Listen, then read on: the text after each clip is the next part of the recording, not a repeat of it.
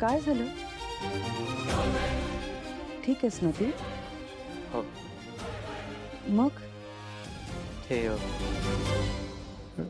डोकं दुखत होतं. कशामुळे?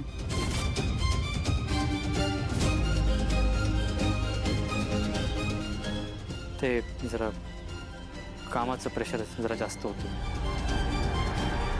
अथर्व, तुला किती वेळा सांगितलंय कामाचं टेन्शन घ्यायचं नाही. तुझ्या बाबांनी कधी घेतलं नाही. ते नेहमी म्हणायचे की छान फ्रेश माइंडने कामाला जायचं आणि कामाचं टेन्शन कामाच्या इथेच सोडून यायचं, घरी नाही आणायचं. हं?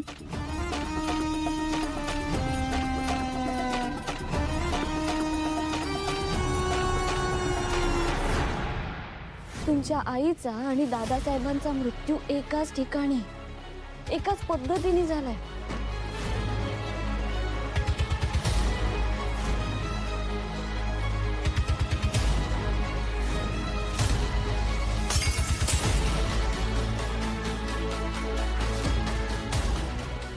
अथर्व, थांब, हलू नकोस. थांब थांब, मी उचलते.